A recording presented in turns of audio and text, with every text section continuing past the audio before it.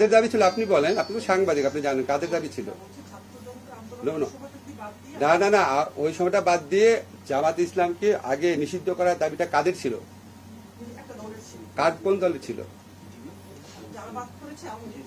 তা আওয়ামী লীগের নিষিদ্ধ করার দাবি ছিল। আওয়ামী লীগ 15 বছর ক্ষমতায় ছিল, করে নাই কেন? তার মানে তো তাদের বদ মতলব ছিল। 15 বছর তারা ক্ষমতায় ছিল, তারা তাদেরই সহযোগী সংগঠন বিভিন্ন মহল থেকে তারা এই ধরনের দাবি তুলেছে। আবার আমরা অতীতে দেখেছি আওয়ামী লীগ জামাতকে সাথে নিয়ে 1986 ইলেকশনে গেছে, 1988 সংসদে একসাথে পদত্যাগ করেছে। একসাথে পদত্যাগ করার পর একসাথে মতিউর রহমান নিজামী, প্রয়াত মতিউর রহমান নিজামী সাহেবের সাথে আওয়ামী লীগের সভাপতি সাংবাদিক সম্মেলন করেছেন। বলেছেন উনি শুধু আওয়ামী লীগের লিডার না, উনি সকল বিরোধী দলের নেতা। পরবর্তীকালে জামাত যখন প্রেসিডেন্সিয়াল নির্বাচনে জয়লাভ করার জন্য আওয়ামী লীগের পদপ্রার্থী জামাতের আমির গোলাম আজমের কাছে দোয়া চাওয়ার জন্য গিয়েছেন।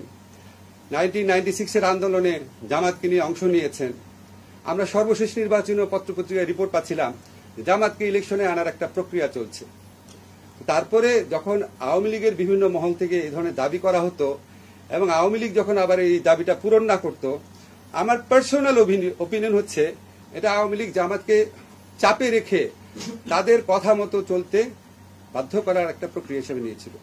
আওয়ামী লীগের রাষ্ট্রীয় ক্ষমতায় দোর্দণ্ড প্রতাপে ছিল, কখনোই নিষিদ্ধ করে নাই। যখন ছাত্র জনতার বিপ্লবে যখন আওয়ামী লীগের প্রায় পরাজিত এবং পরাভূত হওয়ার মতো অবস্থা হয়েছে, তখন আপনার এই পুরা বিপ্লবটাকে, পুরা অভ্যুত্থানটাকে সন্ত্রাসী কর্মকাণ্ড আখ্যায়িত করে অবাধে দমন নিপীড়ন চালানোর একটা পর্যায়ে জামাতকে নিষিদ্ধ করেছে। সেটা তো কোনো নীতিগত অবস্থান হতে পারে না।